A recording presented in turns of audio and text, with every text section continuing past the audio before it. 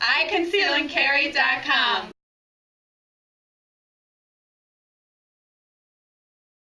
So George and I have reviewed some guns, and now we're going to take it to really narrowing down other things, such as dry firing, using what they call dummy rounds to assist, and just learning a little bit about more of the gun.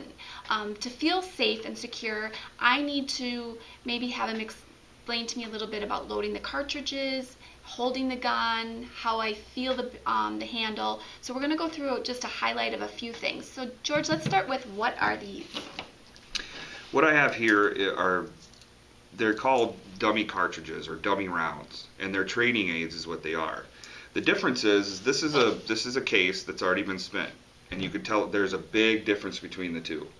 So you know that if you're doing any type of dry firing at home or any type of training, or even during my classes, I'll always use these, and I never bring live ammunition around any type of training or any type of dry firing exercises or anything like that. So these, you know, you can get a package of these for 10 or 15 bucks depending on the caliber. You know, we go all the way from a 22 round to a 45, and they're priceless. I mean, if you were to do some dry fire training at home and you load these into a magazine, and I'll show you just as an example on a 380, and I load this dummy round into the magazine, now I know for a fact, if I've already cleared my firearm and made it safe, that there's absolutely no way for anything live fire to go off in my gun when I'm, say, using my laser to practice shooting or dry firing at a target on the wall. So it is a great way, especially with someone even practicing loading the cartridge. I mean, I didn't even load a cartridge before a year ago, so even just getting familiar with that. Absolutely. I mean, the last thing you want to do is spend a lot of time at the range just loading a cartridge into a magazine. Okay, these little magazines, very simple to load into. Now, the difference would be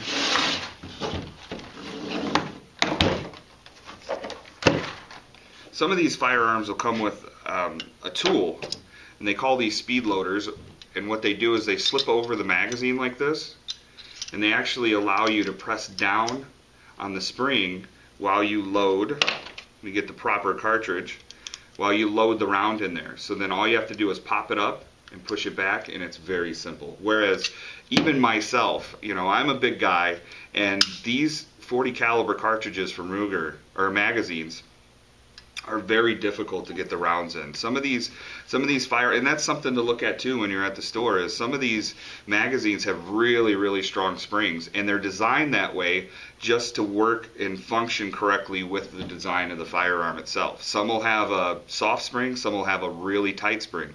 Now overall, these springs, either way, over time, they will loosen up and it won't be as tight. But that's something important to look at, because if you go to the store and you buy a firearm, and if this tool was not in the in the box with the firearm, most women would not be able to load this. I mean, it takes a lot for me to even load it. I'll show you an example. And part of the problem is that the way this is designed compared to, say, this cartridge for a 45 is this has got a flat plate, and it makes it much simpler to stick that cartridge on the top of that plate, compress it, and slide it back.